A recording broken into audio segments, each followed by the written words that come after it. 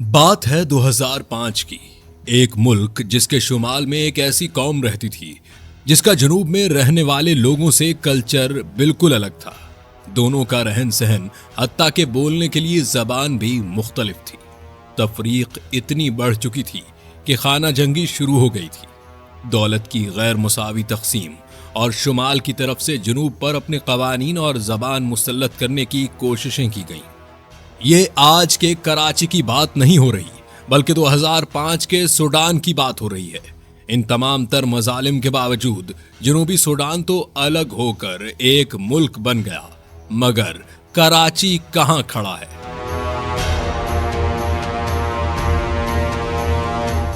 تو آپ کو بتائیں کہ نعرہ لگ گیا ہے کہ کراچی میں اب غیر مقامی نہیں، مقامی چاہیے۔ سندھی بولنے والے نہیں، اردو کے وارث چاہیے۔ صدیوں پرانی سرزمین سندھ جو ملتان سے لے کر کیٹی بندر تک پھیلی ہوئی ہے، اس پورے خطے کو جس نے نام دیا اب وہ مزید سکڑنے والی ہے۔ مسلسل جنگوں کی وجہ سے سندھ سے پہلے ملتان الگ ہوا، اب ناقص کارکردگی کی وجہ سے کراچی بھی اپنی الگ پہچان چاہتا ہے۔ کیا پاکستان کا سب سے بڑا شہر، معاشی شہرک اور 2 کروڑ سے زائد آبادی کا امین کراچی اب ایک الگ صوبہ بننے جا رہا ہے؟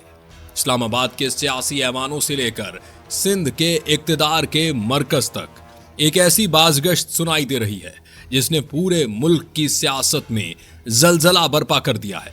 یہ بازگشت ہے آئین پاکستان میں 28ویں ترمیم کی، ایک ایسی ترمیم جس کے بارے میں دعویٰ کیا جا رہا ہے کہ اس کا سب سے بڑا ہدف کراچی کو سندھ سے الگ کر کے ایک نیا صوبہ یا ایک بااختیار وفاقی علاقہ بنانا ہے، جہاں MQM پاکستان اسے کراچی کے عوام کی بقا کا واحد راستہ قرار دے رہی ہے۔ وہاں پاکستان پیپلز پارٹی نے اسے سندھ کی تقسیم اور پاکستان کو کمزور کرنے کی سازش کہہ کر اعلان جنگ کر دیا ہے۔ لیکن اصل حقیقت کیا ہے؟ کیا 28ویں ترمیم واقعی آ رہی ہے؟ اگر آ رہی ہے تو اس میں کراچی کے لیے کیا چھپا ہے؟ اور پاکستان کے بڑے بڑے سیاسی کھلاڑیوں نے اس پر کیا بیانات دیے ہیں؟ آج کی اس تفصیلی ویڈیو میں ہم تاریخ، آئین اور موجودہ سیاسی جوڑ توڑ کے تمام پردے چاک کریں گے۔ ویڈیو کو آخر تک دیکھیے گا کیونکہ آج ہم اس حساس ترین موضوع کے ہر پہلو کا کچا چٹھا آپ کے سامنے رکھنے جا رہے ہیں۔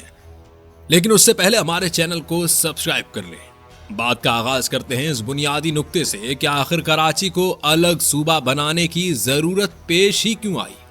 کراچی جو پورے پاکستان کو 60% سے زائد کا ریونیو دیتا ہے، جو ملک کا معاشی انجن ہے، آج وہ بنیادی سہولیات کے لیے تڑپ رہا ہے۔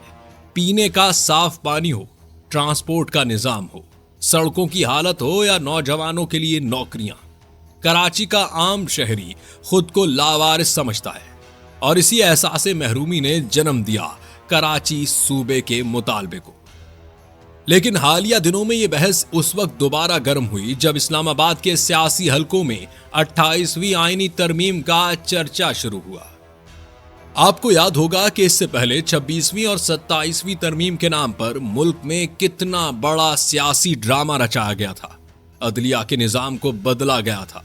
اب پس پردہ یہ کھچڑی پک رہی ہے کہ ایک اور آئینی ترمیم لائی جائے جس کے ذریعے ملک میں نئے انتظامی صوبوں یا بااختیار مقامی حکومتوں کا ڈھانچہ کھڑا کیا جائے، اور اسی مجوزہ 28ویں ترمیم کے مرکز میں ہے ہمارا اپنا شہر کراچی۔ آئینی ماہرین کا کہنا ہے کہ کسی بھی نئے صوبے کی تشکیل کے لیے آئین میں ترمیم لازمی ہے۔ اگر 28ویں ترمیم کے ذریعے صوبوں کی تعداد بڑھانے یا کراچی کو ایک خصوصی فیڈرل ٹیریٹری بنانے کی کوشش کی جاتی ہے تو یہ پاکستان کی تاریخ کا سب سے بڑا یو ٹرن یا سب سے بڑا بریک تھرو ہو سکتا ہے۔ کراچی صوبے کے مطالبے کی سب سے بڑی علمبردار ہمیشہ سے متحدہ قومی موومنٹ رہی ہے۔ حالیہ بحث پر MQM پاکستان کے رہنماؤں نے جو بیانات دیے ہیں وہ انتہائی جارحانہ اور واشگاف ہے۔ MQM کے سربراہ خالد مقبول صدیقی نے واضح طور پر کہا، کراچی اب مزید اس موجودہ نظام کے تحت سانس نہیں لے سکتا۔ ہم نے پچھلے کئی دہائیوں سے سندھ کے حکمرانوں کا رویہ دیکھ لیا ہے۔ कराची को टैक्स का गोदाम समझा जाता है, लेकिन बदले में यहाँ के नौजवानों को सरकारी नौकरियां नहीं मिलती। कोटा सिस्टम के नाम पर कराची की मेरिट का कत्लेआम किया गया है। साबिक नाजिम कराची और MQM के सीनियर रहनुमा मुस्तफा कमाल ने इस पर मजीद तीखा बयान दिया। उन्होंने कहा, कराची को सूबा बनाना तो दूर की बात, ये जो सिंध हुकूमत है ये कराची के बल्दियाती फंड्स पर सांप बनकर बैठी है। अगर वफाक 28वीं तरमीम ला रहा है तो इसमें सिर्फ कराची सूबा नहीं बल्कि पाकिस्तान के तमाम बड़े शहरों को बाइख्तियार बनाने का फॉर्मूला होना चाहिए। जहां MQM कराची सूबे के लिए एड़ी चोटी का जोर लगा रही है, वहीं सिंध की हुक्मरान जमात पाकिस्तान पीपल्स पार्टी इस मुतालबे को सुनते ही आग बगोला हो जाती है। पीपल्स पार्टी का मौकिफ हमेशा से मरसूं मरसूं सिंध न डेसू के नारे के गिर्द घूमता है। 28वीं तरमीम और कराची सूबे की अफवाहों पर PPP की क़यादत ने इंतहाई सख्त और वार्निंग से भरपूर बयानात जारी किए हैं। पीपल्स पार्टी के चेयरमैन बिलावल भुट्टो जरदारी ने एक हालिया जलसे में गरजदार आवाज में कहा, सिंध हजारों साल पुरानी धरती है, कराची सिंध का दिल है, इसका ताज है और उसकी रूह है। जो लोग कराची को सिंध से अलग करने का ख्वाब देख रहे हैं वो सुन लें कि हम जीते जी ऐसा नहीं होने देंगे। 28वीं तरमीम के नाम पर अगर किसी ने भी सिंध की जोग्राफियाई हुदूद को छेड़ने की कोशिश की तो पीपल्स पार्टी उसके खिलाफ पार्लियामेंट से लेकर सड़कों तक वो एहतजाज करेगी कि इस्लामाबाद के ऐवान हिल जाएंगे। कराची को संभालने के लिए और यहाँ के मुआशी इस्तेहकाम के लिए इंतजामी सूबों का फॉर्मूला मुख्तदिर हलकों के पास हमेशा से ज़ेर गौर रहा है। पाकिस्तान की आबादी अब 24 करोड़ से तजावुज कर चुकी है और सिर्फ 4 सूबों के जरिए इतने बड़े मुल्क को चलाना नामुमकिन होता जा रहा है। दुनिया भर में छोटे सूबे या इंतजामी यूनिट्स बनाए जाते हैं। पंजाब में जनूबी पंजाब का मुतालबा है, KPK में हजारा सूबे का और सिंध में कराची का। इसलिए अगर 28वीं तरमीम के पीछे वाकई मुख्तदिर हलकों की सोच शामिल है तो फिर पीपल्स पार्टी के लिए इसे रोकना एक बहुत बड़ा चैलेंज बन जाएगा। मगर यह सब होना इतना भी आसान नहीं है। इस मुल्क में करोड़ों सिंधी रहते हैं जो इस धरती को अपनी माँ कहते हैं। उनके लिए जमीन का एक टुकड़ा उनकी जान से ज्यादा कीमती होता है। वो आसानी से अपनी धरती के सबसे बड़े हिस्से को किसी और के हवाले नहीं करना चाहेंगे। सिंध की तकसीम या कराची को अलग सूबा बनाने का मामला सिंधी दानिश्वरों, कौम परस्तों और आम आवाम के लिए महज एक इंतजामी या सियासी बहस नहीं है, बल्कि ये उनके लिए एक इंतहाई हसास, तारीखी और वजूद का मसला है।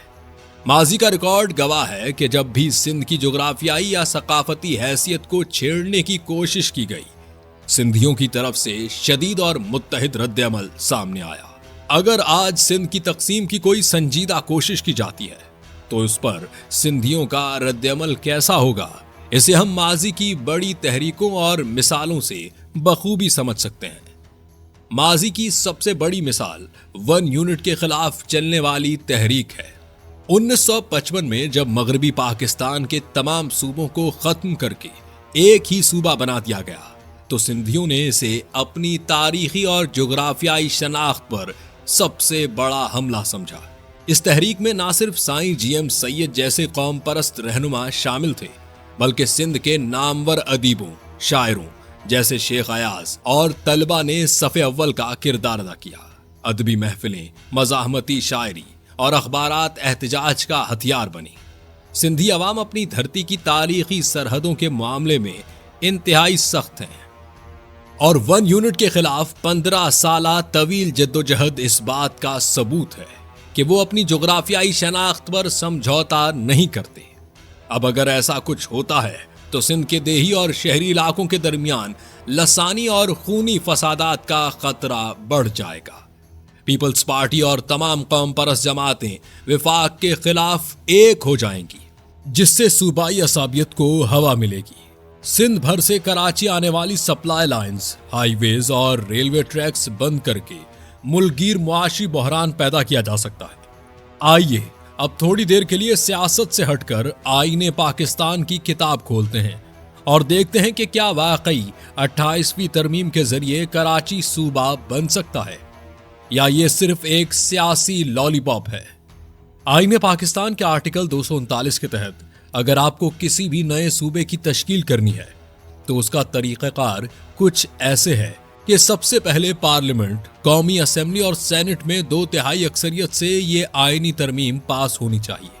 اس کے بعد سب سے اہم اور مشکل مرحلہ آتا ہے جس صوبے کی حدود کو تبدیل کیا جا رہا ہے اس صوبے کی متعلقہ صوبائی اسمبلی سے بھی وہ ترمیم 2/3 اکثریت سے پاس ہونی ضروری ہے۔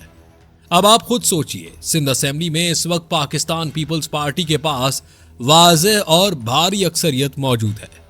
ایم کیو ایم یا دیگر جماعتیں مل کر بھی 2/3 تو کیا سادہ اکثریت بھی حاصل نہیں کر سکتی، تو پھر قانوناً سندھ اسمبلی کبھی بھی کراچی صوبے کی منظوری نہیں دے گی۔ تو کیا اس کا مطلب یہ ہے کہ کراچی کبھی بھی صوبہ نہیں بن سکتا؟ ماہرین کہتے ہیں کہ اس کا ایک اور راستہ بھی ہے، اور وہ یہ کہ 28ویں ترمیم کے ذریعے آئین کے اس آرٹیکل کو ہی بدل دیا جائے یا کراچی کو صوبہ بنانے کے بجائے وفاقی علاقہ قرار دے کر براہ راست اسلام آباد کے کنٹرول میں دے دیا جائے، جیسے اسلام آباد کیپٹل ٹیریٹری ہے۔ لیکن اگر ایسا کیا گیا تو یہ سندھ کارڈ کو ابھارنے کے مترادف ہوگا اور ملک ایک نئے سیاسی بحران کا شکار ہو سکتا ہے۔ 28ویں ترمیم کی حقیقت اب تک پردوں میں چھپی ہے، لیکن ایک بات طے ہے کہ کراچی کے مسائل کا حل اب ناگزیر ہو چکا ہے۔ کراچی کے عوام ٹیکس دیتے ہیں، ملک چلاتے ہیں، لیکن بدلے میں انہیں صرف کھوکھلے وعدے اور سیاسی نعرے ملتے ہیں۔ ایم کیو ایم اسے اپنی بقا کی جنگ کہتی ہے، پیپلز پارٹی سے سندھ کی غیرت کا مسئلہ بناتی ہے اور جماعت اسلامی با اختیار میئر کا حل پیش کرتی ہے۔ لیکن اصل فیصلہ اس شہر کے گلی کوچوں میں رہنے والے عام انسان کا ہونا چاہیے۔